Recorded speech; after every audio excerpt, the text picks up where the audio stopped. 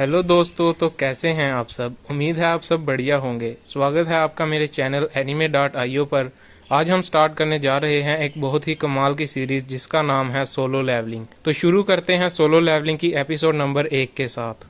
Episode की शुरुआत में हमें बताया जाता है कि इस दुनिया में 10 साल पहले अचानक पोर्टल्स खुलना शुरू हो गए थे, जिनके पीछे बहुत ही अजीब मैजिकल बीस्ट मौजूद थे और इनके ऊपर मिलिट्री के हथियारों का भी कोई असर नहीं होता था। इनके साथ वही लोग फाइट कर सकते थे जिनकी मैजिकल पावर्स जाग चुकी थी और इनको हंटर्स कहा जाता था। हंटर्स को भी उनकी पावर के हिसाब से डिफरेंट कैटेगरीज में डिवाइड किया गया था, जैसे कि सबसे ताकतवर को एस रैंक और सबसे कमजोर को ई रैंक। जब भी किसी आम इंसान की मैजिकल पावर्स जाग जाती थी, उसकी मैजिकल पावर्स का टेस्ट किया जाता था ताकि पता लगाया जा सके कि इसके अंदर किस रैंक की मैजिकल पावर्स मौजूद हैं। एक बार मैजिकल पावर्स जाग जाने के बाद इंसान अपनी पूरी जिंदगी में उस रैंक से आगे नहीं जा सकता जिस रैंक की उसकी पावर जागी थी। फिर हमें 3 साल पहले का सीन दिखाया जाता है, जहां एक आइलैंड पर हंटर्स बहुत बड़ी एंट्स के साथ फाइट कर रहे होते हैं, लेकिन वो एंट्स हंटर पर भारी पड़ रही होती है क्योंकि वो सारे ई रैंक के हंटर्स होते हैं और वो एंट्स हंटर्स को मार रही होती हैं।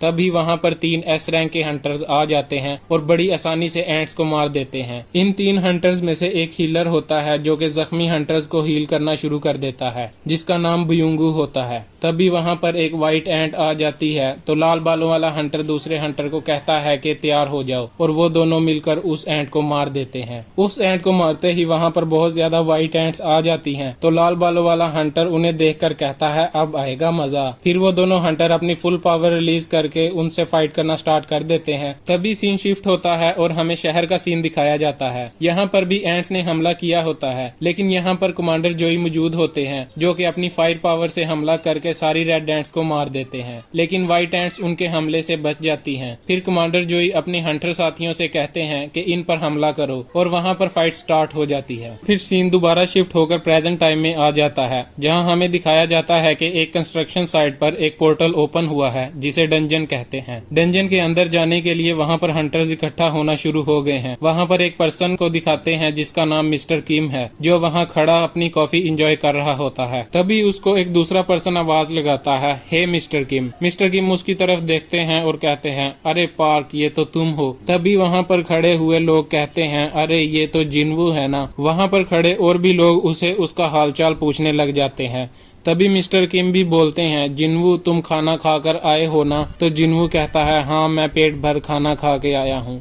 जिनवू ये कहकर आगे चला जाता है। फिर पार्क कहता है, ये लड़का कौन है? क्या ये कोई पावरफुल पर्सन है जो सारे इसकी आवभगत कर रहे हैं? तो मिस्टर किम कहते हैं, असलियत तो बिल्कुल उलट है। इसको तो एक ई रैंक की डंजन में मामूली सी फाइट ने सीरियसली इंजर्ड कर दिया था और जिनवू को हॉस्पिटल एडमिट होना पड़ा था। इसीलिए हम सब इसको दुनिया का सबसे कमजोर हंटर बोलते हैं। जिनवू इनकी ये सब बातें सुन लेता है, लेकिन फिर वो सोचता है कि ये सब सही ही तो कह रहे हैं, मैं दुनिया का सबसे कमजोर हंटर हूँ। तभी सामने से एक लड़की आती है जिसका नाम जूही है। वो जिनवू से पूछती है, तुम फिर से जख्मी हो गए क्या? और मैंने सुना था तुम हॉस्पिटलाइज्ड भी हो गए थे, आखिर ये सब कैसे हुआ? तो जिनवू कहता है, मैं एक ई रैंक की डंजन में जख्मी हो गया था। मेरी साथ वाली टीम ने कोई भी हीलर साथ नहीं लिया था क्योंकि वो सारे हाई रैंक के हंटर थे। ये सुनकर जूही कहती है, ये सब लोग सेल्फिश अपने बारे में ही सोचते हैं। तो जिनवू कहता है, कोई बात नहीं, आखिर ये मेरी ही गलती है जो मैं इतना कमजोर हूँ। तुम तो मेरे बारे में सब जानती हो और अब तो मुझे इसकी आदत भी पड़ चुकी है। तभी वहाँ लोग एक पर्सन के गिर्द इकट्ठा होना शुरू हो जाते हैं और वो पर्सन कहता है, मैं आज की होने वाली रेड का लीडर हूँ और मेरा नाम सॉन्ग चियूल है। ये सुनकर सभी हंटर खुश हो जाते हैं क्योंकि ये उनमें सबसे ज्यादा स्किलफुल पर्सन है। उसके बाद सभी हंटर डंजन के अंदर चले जाते हैं और जिनवू पीछे खड़ा होकर अपने चाकू की तरफ देख रहा होता है, जो उसने बहुत ही कम पैसों में खरीदा था और इसमें मैजिक ना होने के बराबर होता है।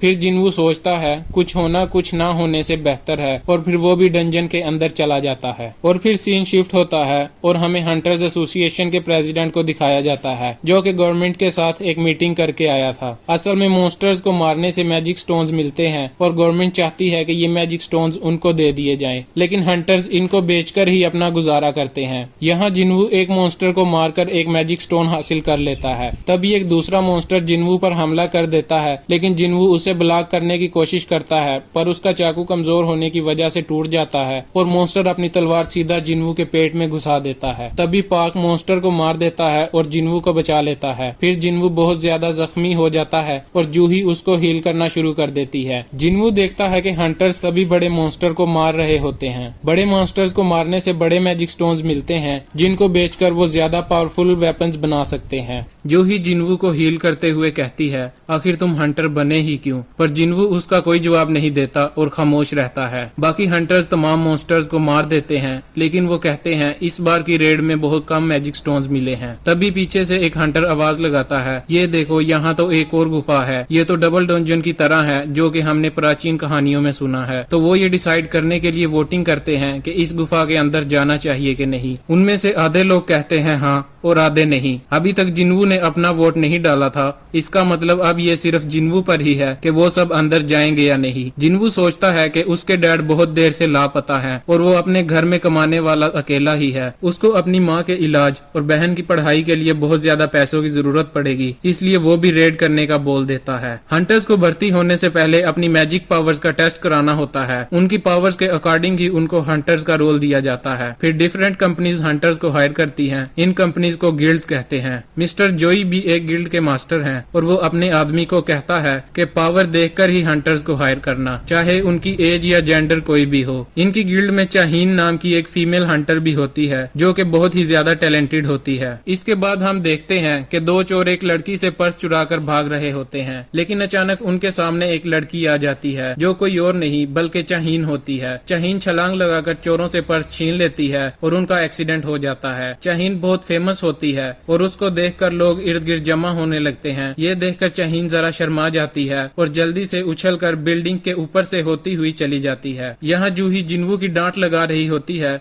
क्योंकि वो अभी मरते मरते बचा था और उसने दोबारा से एक और डंजन के अंदर जाने के लिए बोल दिया था। ये सुनकर जिन्वू सॉरी बोलता है और जूही कहती है कि सॉरी के लिए तुम मुझे डिनर पर ले जा सकते हो। जिन्वू थोड़ा हैरान हो जाता है। डंजन के अंदर चलते चलते वो एक बहुत बड़े गेट के पास पहुंच जाते हैं और इसको खोलकर सभी अंदर जाने लगते हैं। इसके बाद हमें दिखाया जाता है कि हंटर्स एसोसिएशन के प्रेसिडेंट नए भर्ती हुए हंटर्स के साथ मीटिंग कर रहे होते हैं और वो उन्हें कह रहे होते हैं कि आप में से कुछ लोग हंटर्स बनना पसंद करेंगे और कुछ लोग इस रास्ते पर चलना बिल्कुल भी पसंद नहीं करेंगे। डंजन में 10 साल से ज्यादा काम करने के बाद भी हमें इनके बारे में मुकम्मल तौर पर पता नहीं चल सका है, इसलिए आप जितने भी डंजन पार कर लें हमेशा चौकन्ना रहना चाहिए। अगर जिंदा रहना है तो डरना जरूरी है। वो लोग दरवाजा खोलकर एक बड़े से हॉल के अंदर चले जाते हैं जहाँ पर काफी ज्यादा स्टैच्यूज पड़े होते हैं। ये देखकर सभी हंटर्स बहुत ज्यादा हैरान हो जाते हैं क्योंकि यहाँ पर एक भी मॉन्स्टर मौजूद नहीं होता। इस हॉल के सेंटर में एक बड़ा सा स्टैच्यू भी बैठा होता है जो कि एक किंग की तरह लग रहा होता है। इसके अलावा वहाँ एक बड़ा मैजिकल सर्कल होता है और एक स्टैच्यू के ऊपर कुछ लिखा होता है, गॉड की पूजा करो, गॉड की तारीफ करो, अपनी भक्ति को साबित करो और जो रूल्स को फॉलो नहीं करेगा वो जिंदा बचकर नहीं जा सकेगा। इतने में जूही जिन्वू को डरते हुए बुलाती है कि उसने स्टैच्यू की आंखों को हिलते हुए देखा है। ऐसे लग रहा है जैसे ये हमें ही देख रहा है। जिन्वू कहता है ऐसा नहीं हो सकता। इतने में अचानक दरवाजा जोर से बंद हो जाता है। ये देखकर सभी डर जाते हैं और उनमें से एक हंटर दरवाजा खोलकर बाहर जाने की कोशिश करने लगता है। तभी दरवाजे के पास खड़ा स्टैच्यू अपने बड़े से एक्स के साथ उस हंटर को काट देता है। ये सब देखकर सभी हंटर्स पैनिक हो जाते हैं और जिन्वू सदमे में चला जाता है। वो सोचने लगता है कि डी रैंक का हंटर चुटकियों में मारा गया, मैं जो ई रैंक का हंटर हूँ मेरा क्या बनेगा। इस लो रैंक डंजन में ये सब कुछ नहीं होना चाहिए था, ये हमारे साथ क्या हो रहा है। वो सोचता है कि अगर एक स्टैच्यू हिल सकता है तो इसका मतलब है कि सभी स्टैच्यूज हिल सकते हैं और जूही सच बोल रही थी। वो डरते हुए मुड़कर बड़े स्टैच्यू की तरफ दोबारा देखता है और वो स्टैच्यू भी अचानक जिन्वू की तरफ देखने लगता है। जिन्वू पहले भी कई बार ऐसी डेंजरस सिचुएशंस में फंस चुका है और कई बार मरते मरते बचा है और जिन्वू के पास हमेशा से ही हथियार भी बहुत कमजोर रहा है, इसीलिए वो अपनी आंखों को हमेशा खुला रखता है